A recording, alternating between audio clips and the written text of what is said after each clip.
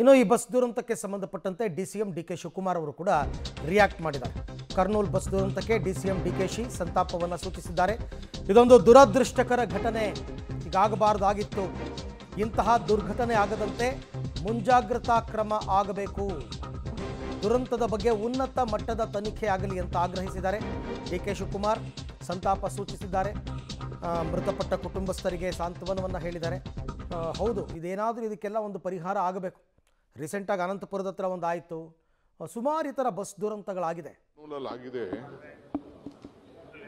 ಇದು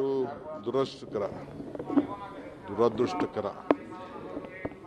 ಕಳೆದ ವಾರ ಕೂಡ ಬೆಂಗಳೂರಿನ ಒಂದು ಬ್ಲೂ ಲೈನ್ ಅಂತ ಯಾವುದೋ ಒಂದು ಬೆಂಗಳೂರಿಂದ ಹೈದರಾಬಾದ್ ಕಡೆ ರಾಯಚೂರು ಕಡೆ ಹೋಗ್ತಾ ಇದ್ದ ಬಸ್ಸು, ಅದು ಕೂಡ ಆಂಧ್ರ ಭಾಗದಲ್ಲೋ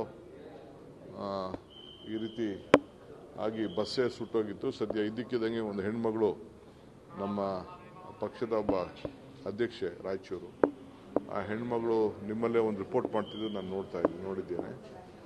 ಎಲ್ಲ ಎಬ್ಬರಿಸಿ ತಕ್ಷಣ ಬ್ಲಾಸ್ಟ್ ಆಗಿ ಆಗಿರುವಂಥ ಸಿಲಿಂಡರು, ಇಡೀ ಬಸ್ಸೇ ಕೂತ್ಕೊಂಡು 20 ಜನ ಮೆಡಿಕಲ್ ಸ್ಟೂಡೆಂಟ್ಸು ಇದ್ದರು ಅಂತೇಳಿ ವರದಿ ಕೂಡ ನಾನು ನೋಡಿದ್ದೇನೆ.